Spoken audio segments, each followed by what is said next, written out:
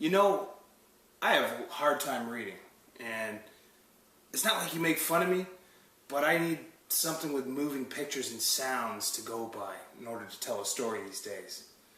Thankfully, that's what we're going into next. We're going to be diving into some pulpy goodness from turn-of-the-century writers turned into modern-day films.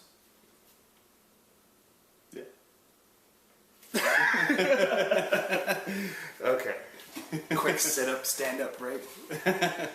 We're talking about John Carter. John Carter. John Carter, that was released in 2012 to a bunch of mixed reviews, but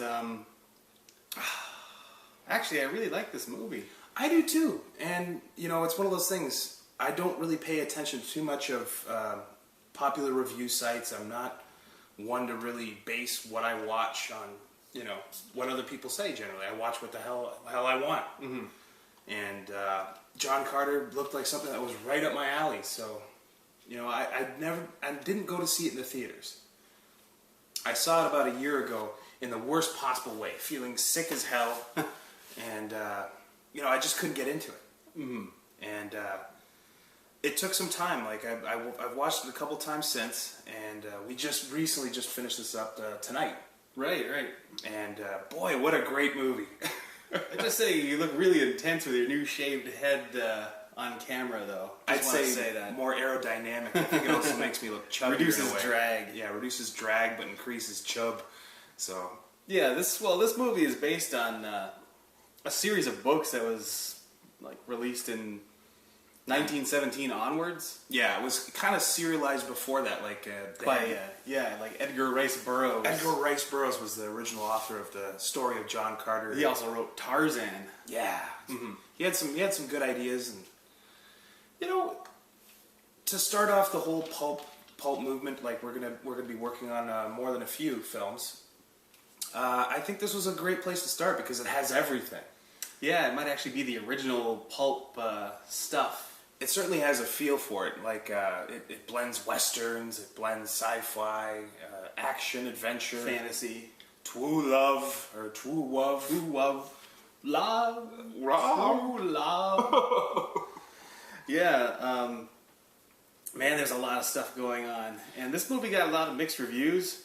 What you heard was that there was always like one or two things that ruined the movie for everybody, but I didn't really see that.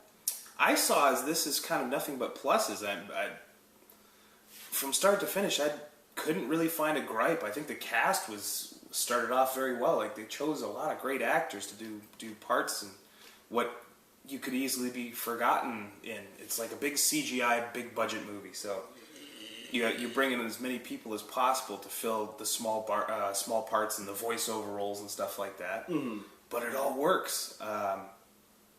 Just running down the plot real quick. Mm-hmm.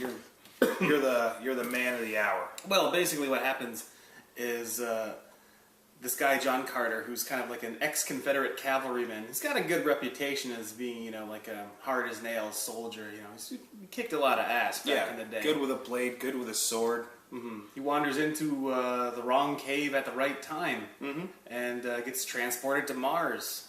And the Mars we don't know at the time. Like this was written back in the turn of the century. Turn of the century, really. So we don't really. The concepts of outer space and planets was still fairly new to the average person, and you know, around that time you had a lot of people hypothesizing and fantasizing about what actually could have gone on in those ancient planets. Mm-hmm. And we get a story that involves you know, people trying to discover new cultures and figure out where their place in the universe is. It really is the time of the birth of science fiction, and John Carter hits the nail on the head perfect. Yeah, because basically the guy becomes Superman. Yeah. When he gets on Mars due to like the low gravity or something. Low like gravity. This guy can move. Yeah, and Earthican is much stronger, and he can jump you know, tall buildings in a single bound. Mm-hmm. Very strong, and you know, and he's pretty much dropped in the middle of it's not really a civil war, but there is a war going on. There's like there's wars going on. Trouble ahead. There's different species that are at odds with each other, and nobody's getting along, and then you send in this gruff cavalryman to go and make matters worse. Well, not make matters worse, but he kind of sets people in their place, and finds the sexiest girl on the planet, and Yeah, now that I think about it, there was a shortage of women in this movie. Yeah, and they all kind of look like old school marms if it wasn't for the main actress. But it's a story that became popular, and it's been retold and retold and retold over and over again. But there is a sense, and I really like the vibe of this movie, that this was the first one, and you kind of get a lineage from it. Yeah, kind of, because what it kind of evolved into is going to be another movie we're going to be talking about later, pretty soon. But it's what they call male adventure, or men's fiction these days, where the premise is there's a man who goes through an initiation or some extraordinary circumstance, and he solves problems the only way he knows how. And manly ways, sword fighting and flying planes. I don't know how to fly. He doesn't know how to fly. Planes were barely invented. Well, he figured it out. He just did it. Yeah, he manned up. That's the thing, is how did you figure it out? Well, I manned up. Just let's get to work. Yeah. It was that kind of movie, and there's an appeal to that. I understand it's not going to be everyone's cup of tea, but for a guy that's that 18 to 25 kind of year old, it scratches every itch. Like, if you want to have fun, this is a fun movie. Well, I think that's like, the story is not a whole lot to talk about, because it's very superficial. Yeah. Like, what you see is pretty much what you get. But I do think that there's some themes in men's adventure, or men's fiction, that kind of resonate through a certain primal nature about it. Yeah, primal nature for certain. I mean, there's always the overtones of, like testosterone meeting testosterone head on. And, what's bad in these kind of movies is you never think of it from the side of the person who loses these confrontations. Man, they've lost every bit of standing in that universe just because they didn't have enough juice. Yeah, I guess that would suck now that I think about it. Yeah, that's the worst. You never see yourself losing, so... No. That would totally suck. Like, if you go to a different planet, you can do all this stuff, and you just get beat up. You just get laid to waste and sent back across the solar system back to your home. But remember that time we got our asses kicked on Mars? That's a hell of a story to tell. Yeah. Like, don't bring that up again. And I said, well, it's hilarious. Yeah, but we went to Mars. We traveled from between planets. No, don't bring it up. We'd be better off saying we went to Cleveland and got our asses kicked. Yeah, okay. I'll give you that. At least that sounds a little bit more plausible. Believable. And we were really drunk when we did it too. But no, it's a great movie for that male mentality. And I think my only gripe, but it's not going to be like the critics, where it knocked it down completely. I think the movie is a little long. Yeah, for what it is. It clocks in at about 2:20, 2:15. And for certain, there's always a lot of visuals going on, lots of stuff happening, but you get the sense that you're seeing the same scene over a couple times. Yeah, he gets captured an awful lot. Yeah, he gets captured and chained up quite a bit. That happens like 5 times during the movie. Yeah. It's like 5-10 minutes a pop, so that adds up. If you just cut half of those out, let's get this movie down to like an hour 45 at least. I think that's would probably be a perfect length for it to sit at. I could see taking 25 minutes out at least, and still having the same impact and a lot of the same visuals. And we need more of the lightning dog.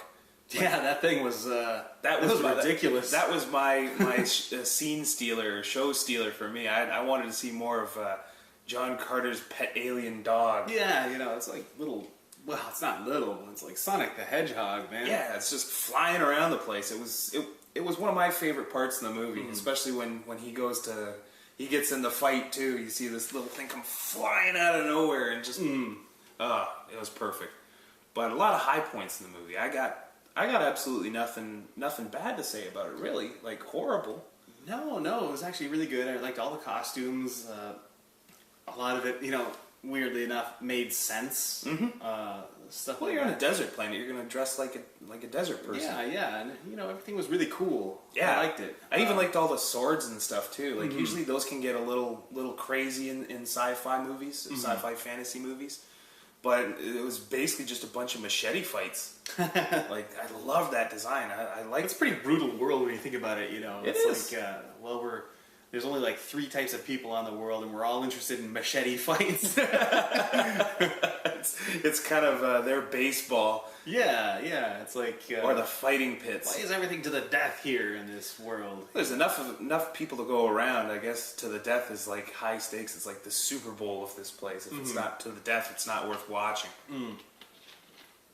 It's like I couldn't imagine these guys having a padded glove boxing match and having them cheer when you can watch the death pits. Yeah, we'd all love to see machete matches and stuff like that. But no, at the end of the day, You're gonna have a lot of fun with this movie. don't listen to the critics. Give it a watch yourself. I encourage people to look at this movie because I think it's been crapped on for far too long. And it's only been out for a few years. Yeah, but a few years, and it's already been through the ringer. It's paid its dues, so it's fun. So totally recommend for me. Yep. Go and see it, and we'll see you Next time. next time. Peace.